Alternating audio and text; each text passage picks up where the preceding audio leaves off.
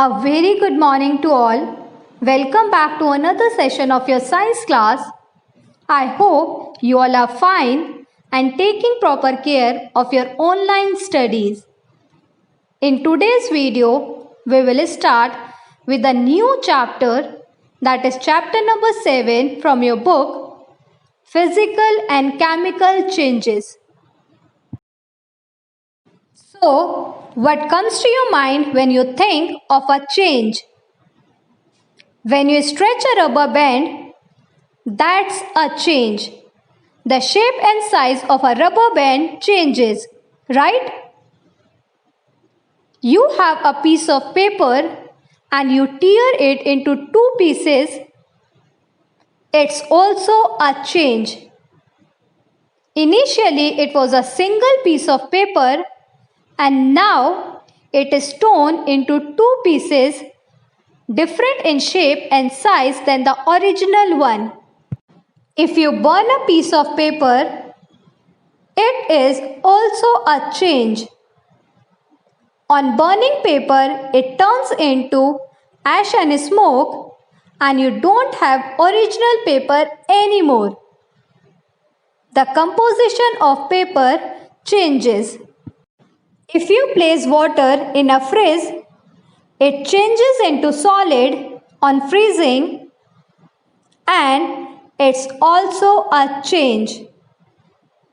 This is a change from the liquid state of water to the solid state. If you add some curd to the hot milk and allow it to settle down for few hours, it changes into curd. In this case, the changes which take place are both in state as well as in composition of milk. As you read in your previous chapter, if we dip blue litmus paper into acidic solution, its color changes to red. So we can say the changes can take place in terms of shape, size, mass, color, state, or chemical composition of a substance.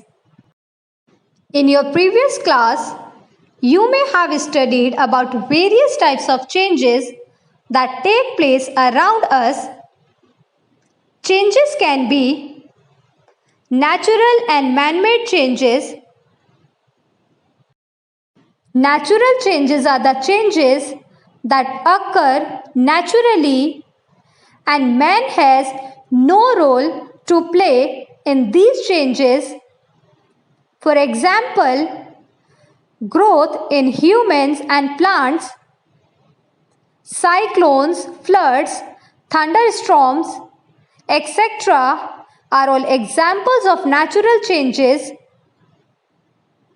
whereas man-made changes are the changes that occur due to man, and man plays a significant role in bringing about these changes. For example, burning of fuels and chemicals, construction of roads and buildings, etc. Next, changes can be slow or fast changes. Fast changes are the changes that occur within seconds or minutes. For example, burning of a cracker, occurrence of lightning, or tearing of a paper. These all changes take place very rapidly and are called fast changes, whereas slow changes takes place very slow and may take hours, days, or months to complete. For example, growth of a tree from a seed, weathering of rocks, or rusting of an iron. Next, changes can be reversible and irreversible changes. Reversible changes are the temporary changes and can be reversed on removing the cause. For example, water can be converted into ice on freezing.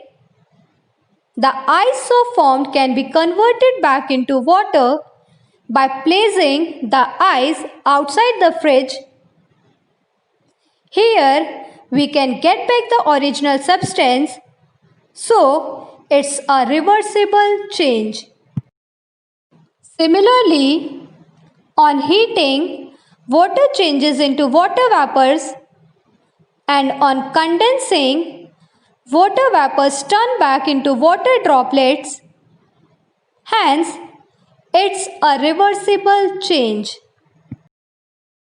Whereas the changes which are permanent and cannot be reversed back, even on reversing the cause, are called irreversible changes. For example, when a paper is burnt, it changes into ash and smoke. Ash and smoke cannot be converted back into paper. Thus, the change is irreversible. A candle on burning forms carbon dioxide and water vapors. These products cannot be converted back into a candle. Hence, it's an irreversible change. Similarly, formation of curd from milk, breaking of glass, growth, etc. are the examples of irreversible changes. In a reversible change, the materials change back to how they were before, and in an irreversible change, the materials can't change back to how they were before. And that's all for today. We will continue with physical and chemical changes in our next video. These are some assignment questions as shown on your screen, which you have to do in your fair notebook.